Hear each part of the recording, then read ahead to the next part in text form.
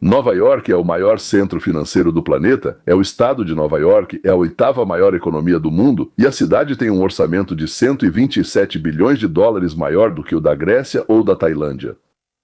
Poderia parecer impossível falir um gigante desses, mas é possível se você for um socialista democrático ou, como dizemos aqui, um fascista. Zahar Mamdani em apenas 100 dias conseguiu. Ou seja, herdando já um déficit de 12 bilhões, ele não fez nada para reduzi-lo. Mas em compensação, ele cancelou a contratação de 5.000 policiais, aumentou os gastos com a burocracia e contratou ainda mais funcionários públicos, para que então a igualdade racial fosse obrigatória em Nova York. Congelou as receitas fiscais devido à fuga de empresas da classe média e, ao mesmo tempo, prometeu ônibus gratuitos, ou seja, uma receita reduzida e congelada. Aluguel congelado e mercados financiados pela cidade, ou seja, de graça. Venha e pegue o que quiser. Pois é, nós ainda vamos conversar sobre a curva de Arthur Laffer. É um tema extremamente interessante, ou seja, aumentar os impostos além do ótimo traz menos dinheiro, não mais. Aumentar os impostos traz menos dinheiro, não mais. É um tema muito interessante. Vamos falar sobre Noé Frederic Bastiat. O visível é visível, o invisível é invisível. O que é visível são as fitas nas coletivas de imprensa e o que é invisível são os 19.500 empregos industriais perdidos por Nova York em um único dia. Uma cidade que se mantinha porque o 1% mais rico da população dava. Quanto mesmo? 70%, eu acho, né? Algo assim. 70% de todas as despesas da cidade, de todo o orçamento da cidade. E ele, Mamdani, ele expulsa esse 1%. Ou seja, praticamente ele está dizendo para eles, caiam fora daqui, não precisamos de vocês. Quando eles forem embora, os programas vão continuar, as dívidas vão continuar, mas não vai ter ninguém para pagar. É exatamente assim que as cidades mais ricas acabam falindo. Não é de uma vez, mas aos poucos. Gota a gota, como dizem, a água fura a pedra. Então, nosso querido comunofascista, o islamista Zohran Mamdani, anunciou que a cidade de Nova York está diante de uma crise séria. O déficit orçamentário é de pelo menos 12 bilhões de dólares. Vamos gastar 12 bilhões de dólares sem saber a origem dos recursos, valor superior ao que arrecadamos em impostos. De onde virão esses 12 bilhões? Vamos pegar esse dinheiro emprestado, disse Mamdani, com juros para que nossos filhos paguem. Agora nós não vamos nos privar de nada, mas nossos filhos vão trabalhar duro para pagar nossas dívidas. E ainda vamos pegar todo ano mais 10 a 12 bilhões depois que os filhos se virem para pagar isso. A gente não liga. A essa altura, a gente já vai ter caído fora dessa cidade podre do futuro. Nova York perdeu 19.500 empregos na indústria de manufatura de janeiro de 25 a janeiro de 26. Essa é a única região desse estado com uma dinâmica negativa. O próprio Mamdani, com um sorriso de satisfação pelo bom trabalho iniciado, reconheceu que esses números são um tanto preocupantes. No futuro prevê-se um empréstimo médio de 13, eu disse a eles, 10, 11, 12, 13 bilhões por ano. Mamdani apresentou um orçamento de 127 bilhões. E isso bem então quanto, eu disse a eles. 70, desculpe, eu errei. O 1% mais rico dos contribuintes fornece cerca de 45% de toda a arrecadação do imposto de renda. E nos anos 80, esses mesmos. Só que era 30%. Ou seja, eles ficam aumentando, aumentando, aumentando, aumentando. E no final das contas eles se cansam. A base tributária diminui. O que isso significa? O povo vai embora. Cada vez menos empresas concentram mais receitas corporativas. Se os ricos saírem, o que acontece com o sistema? Vai desmoronar. Basicamente, a cidade está recorrendo a esse velho argumento. Temos muitas dívidas. Vamos pegar novos empréstimos para pagar os juros das dívidas anteriores, mas ao mesmo tempo vamos aumentar ainda mais os impostos para que ainda mais pessoas vão embora daqui. Enquanto Wall Street lucra, a cidade paga. Se o mercado cair ou os ricos forem embora, o esquema desmorona. Isso não é planejamento financeiro, é apostar na sorte. É como tirar no cara ou coroa, né? Pode dar certo ou não. Mas provavelmente a gente já sabe qual vai ser o resultado. Aliás, já houve um precedente em 1975, é o que ocorre se Nova York perder acesso a empréstimos, ou seja, não poderá pegar dinheiro emprestado. Todos vão dizer, vocês não podem pagar, já estão muito endividados. Em 1975, o déficit chegou a 14% dos gastos. Os credores negaram empréstimos à cidade, levando ao corte na coleta de lixo e polícia. O número de assassinatos chegou a 1.500 por ano, os moradores fugiam em massa da cidade. Nos meses seguintes, a cidade ficou repetidamente à beira da falência. A recuperação levou anos. Cortes drásticos de gastos. Já tinham chegado prefeitos que realmente trabalhavam, como Giuliani. Ajuda do Estado, empréstimos federais, reforma contábil. A cidade só saiu do controle do Estado em 1986. Em caso de falência, a cidade recebe proteção temporária contra credores. Claro, mas conseguir novos empréstimos vai se tornar quase impossível. Só um louco empresta dinheiro para alguém em falência.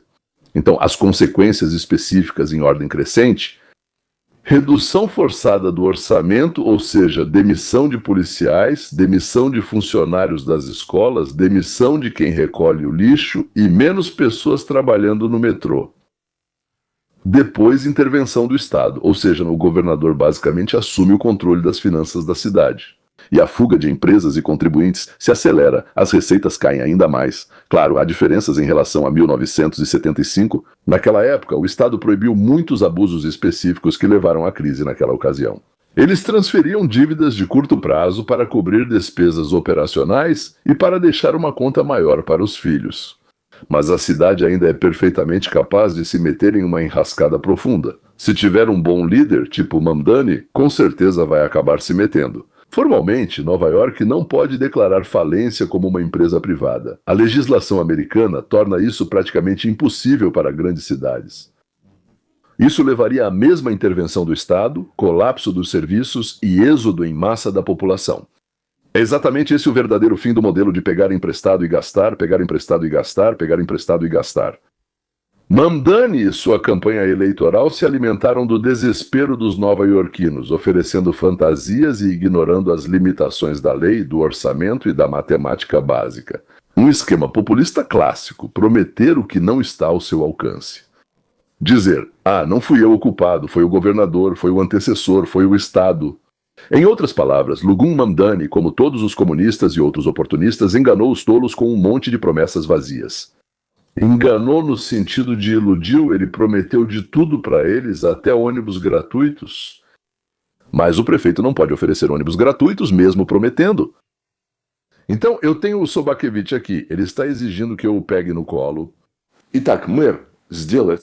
Não pode tornar os ônibus gratuitos? De jeito nenhum. 100 dias depois de assumir o cargo, Mamdani de repente admitiu: isso não vai acontecer. Bem, pelo menos neste ano, com certeza vamos fazer, mas não neste ano. Congelamento do aluguel. Ele disse literalmente: como seu próximo prefeito, eu vou congelar o seu aluguel. Mas o prefeito não tem esse poder. Ele só nomeia um membro do chamado Conselho de Aluguéis.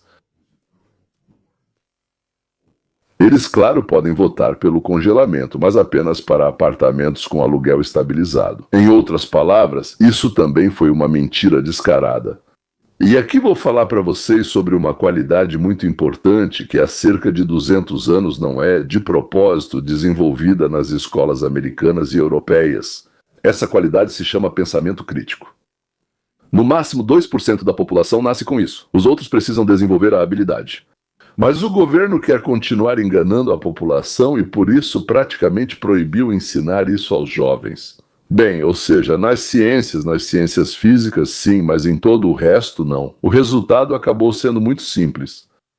No geral, por assim dizer, os eleitores nas cidades, nos estados e coisas do tipo elegiam comunistas. Eles são fascistas. Eles são sobrinhos netos do vovô Marx.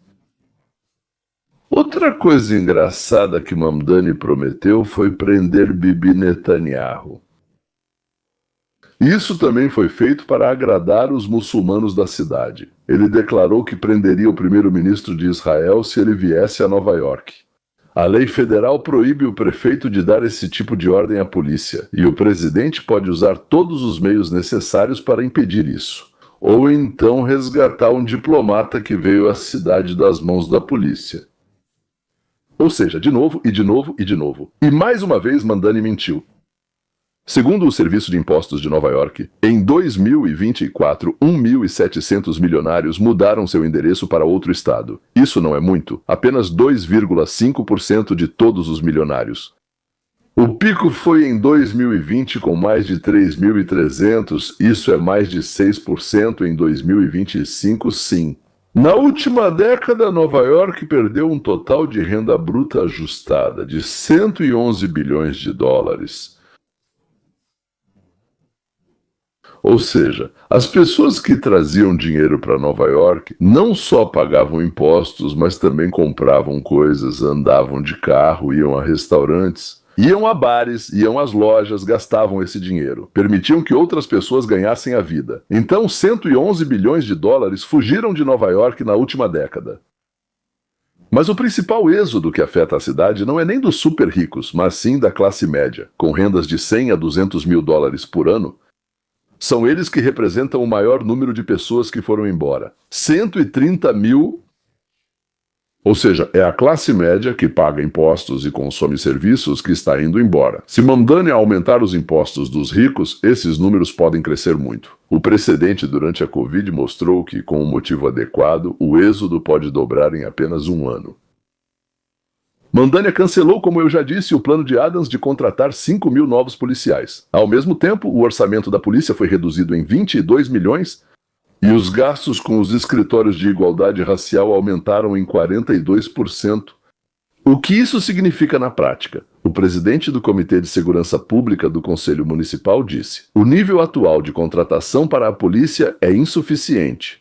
E o resultado serão horas extras, respostas lentas e aumento da criminalidade. O ex-sargento do NYPD e professor do John Jay College alertou: se a criminalidade começar a aumentar por causa da falta de policiais, todas as grandes ilusões do prefeito vão desmoronar. Foi quando, em 1975, Nova York, à beira da falência e com cortes na polícia, se tornou simplesmente um símbolo de decadência. Eu vivi no final dos anos 90, começo dos anos 80, foi um pesadelo. A fórmula é simples. Menos dinheiro no orçamento, menos policiais, resposta mais lenta, aumento da criminalidade, fuga da classe média, ainda menos impostos, ainda menos dinheiro para a polícia. Essa é uma espiral pela qual Nova York já passou nos anos 70 e Mamdani não pretende mudar nada. E ele é um comunista que odeia nosso modo de vida e a filosofia que os pais fundadores colocaram neste país, e que fez da América o que ela é hoje. Nenhum dos pais fundadores reconheceria Nova York, nem a Califórnia, e o Oregon também não. Agora vamos dar uma olhada no estado da Califórnia, governado por socialistas onde eu moro. O emprego na indústria na Califórnia caiu 7,8%. Nos outros estados, durante o mesmo período, não houve nenhuma mudança, nem para menos, nem para mais, zero. Mas na Califórnia caiu. Se o ritmo atual continuar, e até agora nada indica que vai desacelerar, o Texas vai ultrapassar a Califórnia como o maior estado industrial dos Estados Unidos em cerca de 3 anos. 3 anos é um futuro próximo, é o próximo mandato presidencial. Por quê? Por que empresas que atuaram na Califórnia por décadas começaram a sair de repente? Vamos falar primeiro da eletricidade. Porque para a produção, a eletricidade é literalmente o sangue. A tarifa industrial na Califórnia hoje é de 14,2 centavos por quilowatt, enquanto no Texas é de 5,6. Isso é 2,5 vezes mais barato. Imagine administrar uma fábrica que gasta $1 milhão por ano com eletricidade na Califórnia. Você se muda para o Texas e economiza $400 mil por ano sem mudar nada. Nem o equipamento, nem o pessoal, nem o produto. Simplesmente mudou de lugar. O salário mínimo na Califórnia varia de 16 a $20 por hora, dependendo do setor. No Texas? Sim, contrate a pessoa se ela concordar. Está escrito lá, $7,25. Ou seja, você negocia com a pessoa e diz: você não sabe fazer nada, venha trabalhar, eu vou te ensinar. Você vai receber 7, 8, 9, 10 dólares e depois, quando você já tiver ganhado experiência, vamos ver se vamos te manter. Se sim, então aumentamos seu salário. Ou seja, o Texas intencionalmente não aumentou esse salário para dar oportunidade às indústrias de se desenvolverem. Para uma empresa de manufatura com 1.000 funcionários, a diferença nos custos de mão de obra é literalmente de dezenas de milhões de dólares por ano. Chega uma pessoa, não sabe fazer nada, você paga para ela, na verdade, bastante dinheiro, depois de 3 meses você a demite e começa a procurar outra. Imposto sobre o lucro da corporação. A Califórnia cobra 8,84%, o Texas nada. Nada mesmo. Imposto nenhum. Imposto de renda corporativo. E eles têm dinheiro para tudo. E não se trata só de dinheiro, mas do sinal que o Estado envia às empresas. Queremos que vocês estejam aqui. Agora, os sindicatos. Na Califórnia, 16% dos trabalhadores são sindicalizados, enquanto no Texas são 4%. E isso não é só estatística. São regras de negociação diferentes, oportunidades distintas de otimizar a produção, flexibilidade diferente em momentos de crise e, por fim, a questão ambiental. Califórnia. A Califórnia tem os padrões ambientais mais rigorosos do mundo. Para a produção, isso significa filtros caros, restrições em equipamentos, inspeções constantes, multas frequentes. Além disso, muitas vezes as normas da Califórnia estão cerca de 10 anos à frente das federais, e as empresas simplesmente não conseguem se adaptar a tempo. A isso, soma-se o custo da moradia. Uma casa média em San José custa mais de $1 milhão. Uma fábrica pode atrair um bom engenheiro de outro estado. Mas como explicar que com esse dinheiro aqui ele só consegue alugar um apartamento de 1 quarto a 1 hora do trabalho? A dificuldade em reter funcionários é vista como o principal motivo da saída de profissionais. Para onde eles estão indo? Se olharmos para o mapa da migração interna das empresas americanas, vemos um padrão muito claro. O Texas é o número 1. Austin se transformou no que já é oficialmente chamado de Colinas do Silício. Empresas de tecnologia e manufatura se mudaram para cá, atraídas pelo imposto corporativo zero, eletricidade barata e leis, ou seja, o direito de trabalhar sem precisar entrar em sindicato. Dallas, Houston e Fort Worth também recebem fugitivos da Califórnia. Houston atrai empresas de energia como gigantes do petróleo e já possui infraestrutura estabelecida. Tennessee, o estado do Tennessee, especialmente a cidade de Nashville, é uma história sobre como a cidade mudou. De uma cidade de porte médio, em 10 anos se tornou um importante polo corporativo. Impostos baixos, força de trabalho crescente e moradia acessível, tudo o que falta na Califórnia. Carolina do Sul, Geórgia e Alabama são os novos centros industriais do sul dos Estados Unidos. É para lá que vão as fábricas de automóveis, indústrias aeroespaciais e farmacêuticas. A região oferece isenção de impostos, subsídios para a construção e uma força de trabalho que não exige salários de grandes cidades. Arizona e Nevada são casos à parte. Próximos da Califórnia, compartilham fuso horário e mudanças para lá não afetam cadeias de suprimentos. Mas o clima de negócios é fundamentalmente diferente. Agora, os nomes... Isso tudo seria só estatística abstrata se não tratasse de empresas específicas. Em 2021, Elon Musk transfere a sede de Palo Alto para Austin, Texas. Junto com isso, vieram uma gigafábrica e 5 mil empregos. Musk, naquela época, falava abertamente sobre isso. Ele dizia que a Califórnia ficou muito regulamentada e que a empresa precisava crescer onde fosse possível. SpaceX e X, em 2024, transferem os endereços jurídicos de ambas as empresas para o Texas. Ou seja, X é o antigo Twitter, ele saiu de São Francisco. A Chevron, a maior empresa petrolífera do país, em 2024 transferiu sua sede de San Ramon, Califórnia, para Houston. Mais de 50 anos na Califórnia. Acabou. Mudança. A Hewlett-Packard, em 2020, saiu de San José para Houston. A Oracle, no mesmo ano, de Redwood City para Austin e em 2024 para Nashville. A Yamaha Motor Company ficou quase 50 anos na Califórnia. É uma empresa japonesa. Abriu uma filial na Califórnia, nos Estados Unidos, e funcionou muito bem. Em 2026 vai se mudar para a Geórgia. A empresa disse claramente o motivo. Os custos são terríveis, um pesadelo.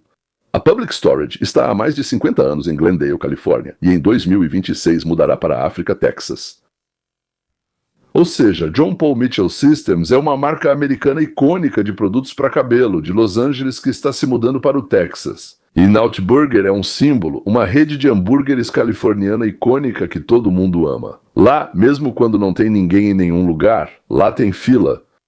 Em 2025, ela transferiu o escritório corporativo para o Tennessee, para onde está indo o Inaut. Quando o Inaut vai embora, isso já não é apenas uma decisão de negócios, é uma mudança cultural.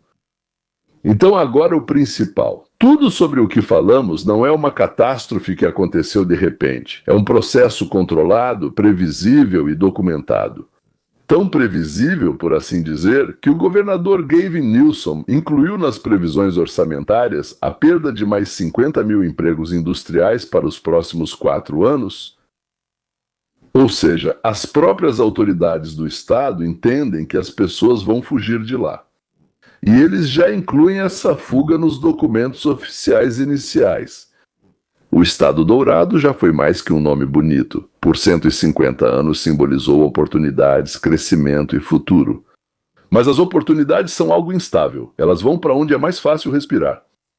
E enquanto a Califórnia não mudar sua postura em relação aos negócios, às tarifas, aos impostos, à regulamentação, ao custo de vida, esse êxodo vai continuar trimestre após trimestre. A questão não é se a Califórnia vai sobreviver a essa onda, pois vai. É grande, rica e importante demais. A questão é como ela vai sair do outro lado e quem vai ocupar seu lugar no mapa da produção. E agora, o completo oposto, a Flórida. Pessoas estão saindo da Califórnia, Nova York e Illinois para estados como Flórida e Texas. Esses são os 3 principais fluxos. Do Nordeste vêm financistas, gestores de fundos de hedge, advogados. O imposto de renda em Nova York chega a mais de 10%, enquanto na Flórida é 0%. Uma pessoa com renda anual de 5 milhões economiza 500 mil por ano apenas mudando de endereço. A migração para a costa leste da Califórnia aumentou após 1922, quando a discussão sobre o imposto sobre a riqueza ganhou força no estado. Larry Page, do Google, comprou 2 mansões em Miami por 173 milhões de dólares no início de 1926. Mark Zuckerberg, uma mansão por 170 milhões de dólares. Howard Schultz, fundador da Starbucks, uma cobertura por 44 milhões. De Illinois e do meio oeste, Ken Griffin transferiu a Citadel, que é provavelmente o maior fundo de hedge, quanto é mesmo, 70 bilhões. 71 bilhões de dólares. Outros seguiram seu exemplo. Por que vão para a Flórida? O principal motivo são os impostos. A Flórida não cobra. Imposto de renda pessoal é 0, imposto sobre herança é 0, imposto sobre ganho de capital. Bem, o Estado e o governo federal cobram 0, o imposto corporativo é mínimo. O custo de vida, aluguel, serviços e mão de obra são mais baratos do que em Nova York ou Califórnia. E por isso, em 1925, o PIB da Flórida chegou a 1,7 trilhão de dólares. O clima, a qualidade de vida e os custos também não são pouca coisa. Quando o diretor muda de cidade, a empresa também vai junto. É exatamente assim que funciona o que chamaram de efeito Griffin. O CEO se muda, compra imóveis, transfere a sede e contrata funcionários no local. Outros CEOs observam e fazem o mesmo. A população cresce em ritmo recorde, mais rápido do que em todos os outros estados, ampliando tanto o mercado consumidor quanto o de trabalho. Nem tudo é perfeito. Parte dos financistas que se mudaram durante a pandemia voltou para Nova York. Filhos, escolas, vida cultural, concentração de talentos. A Flórida ainda não consegue oferecer o que Nova York oferece como um centro global de networking. No verão, lá na Flórida, é geralmente muito quente e úmido. Os preços dos imóveis em Miami subiram tanto nos últimos 4 anos que parte da vantagem sobre Nova York já se perdeu. A Flórida não é um substituto para Nova York ou Califórnia, mas ela está tirando deles o que há de mais valioso: pessoas ricas e suas empresas. Enquanto Nova York e Califórnia não mudarem sua política tributária, esse fluxo não vai parar. Agora vamos pensar, exercitar nosso pensamento crítico e olhar para exemplos históricos e o que economistas inteligentes escreveram sobre eles. Um tema clássico de 2 teorias diferentes, a curva de Laffer e o conceito de Bastiat, o visível e o invisível. Vamos analisar ambas aplicadas à situação em Nova York. Aqui está a curva de Laffer. Por que aumentar os impostos gera menos dinheiro? Você entende, né? Aumentaram os impostos porque queriam mais dinheiro, mas acabaram recebendo menos dinheiro. Bem, isso é como Galampos dizia, por assim dizer, isso é sempre a lei da burocracia, né? A lei do funcionamento do Estado, não é? Ou seja, eles fazem alguma coisa, e isso sempre traz exatamente o resultado oposto ao que pretendiam. Ok, a lógica é simples. Com imposto 0, arrecadação 0, certo? Com ele, bem, 0 impostos, por assim dizer, né? Você ganhou 100, certo? Imposto 0. A cidade não recebeu nada. Com imposto de 100% também é zero, porque ninguém vai trabalhar de graça. Se você sabe que vão tirar tudo de você, para que ir trabalhar? Entre esses extremos existe um ponto ótimo em algum lugar, certo? Se a taxa já está acima desse ótimo mais alta, aumentar o imposto reduz a arrecadação. Por quê? Porque as pessoas primeiro vão embora para outro estado. Já vemos isso em Nova York e em outros lugares. Transferem ativos para vários trusts, fundos, holdings, reduzem investimentos e contratações e até escondem o dinheiro, né? Migrando para a economia informal, os menores simplesmente ganham menos. Afinal, para que se esforçar se metade vai para o governo? Em Nova York, a alíquota para milionários já atinge quase 15% somando estado e cidade. Isso é antes do imposto federal. Esse é um dos níveis mais altos do mundo entre as cidades. Mamdani quer adicionar mais 2%. A questão não é se isso é justo ou não, isso não tem nada a ver com justiça, mas sim se as pessoas vão continuar pagando, se vão permanecer ali fisicamente para pagar.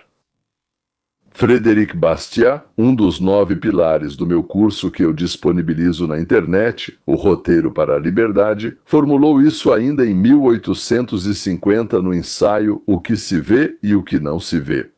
O que é visível, aquilo que os políticos mostram nas coletivas de imprensa, são os 10 milhões arrecadados dos ricos. Construíram jardins de infância, o metrô ficou gratuito e abriram mercados de alimentos. Mamdani corta a fita, né? As câmeras filmam, e o invisível, aquilo que as câmeras não mostram, é o ranch. A fundação se mudou para a Flórida. 200 empregos altamente remunerados desapareceram. O restaurante fechou porque o proprietário não conseguiu arcar com os novos impostos. 30 pacientes ficaram na rua. A startup foi registrada no Texas e não em Nova York, porque lá não vão cobrar nenhum imposto. Alguns médicos reduziram sua prática e as filas imediatamente aumentaram. O investidor não aplicou 50 milhões no novo projeto. O dinheiro ficou parado em uma conta em outro estado. Ninguém faz coletivas de imprensa sobre o que não aconteceu. Não há empregos que não foram criados, não há negócios que não foram abertos. Esse é o verdadeiro custo invisível dos programas gratuitos. E lá, como conversamos, o topo, ou seja, o 1% mais rico fornece 45% do imposto de renda da cidade. Se até mesmo 5% desse 1% for embora e transferir legalmente seus impostos, a cidade perderá vários bilhões. Os programas que receberam empréstimos ainda existem. A dívida permanece, mas a fonte de financiamento desapareceu. O que se vê é que Mamdani aumentou os impostos sobre os ricos. Os ricos invisíveis foram embora, a classe média paga a diferença através do imposto sobre a propriedade. Os serviços se degradam e a cidade empobrece. A cidade empobrece e há mais crimes nela. Menos serviços, ruas mais sujas, e não há novas construções nem reformas dos prédios antigos. Por quê? Porque deixou de ser lucrativo. Para que investir dinheiro se não vai ter lucro com isso? O que propõem, por exemplo, Mamdani, Gavin Newsom, Kamala Harris, que, aliás, está de novo planejando concorrer à indicação para presidente dos Estados Unidos. Tudo isso leva à União Soviética, à Alemanha Oriental e, por fim, à Coreia do Norte. Talvez aqui vocês não acreditem em mim, pois isso não é tão visível. Mas se você souber pensar como um economista, aquilo que não é visível passa a ser visível imediatamente. E, infelizmente, isso é tão inevitável quanto o fato de que a menor distância entre 2 pontos em um plano é uma linha reta. Que a água ferve a 100 graus, e o ângulo reto tem apenas 90, ou seja, 10 graus a menos. E não pode ser de outro jeito, o contrário simplesmente não acontece. É isso. Se você tiver interesse, se quiser estimular seu pensamento crítico e também a criatividade, no link da descrição tem meu livro de graça. Baixe ela para o seu computador e celular, e depois disso, diariamente você vai receber 10 minutos de vídeo do projeto Roteiro para a Liberdade. Vai ser interessante. Ah, também é de graça. Até a próxima vez.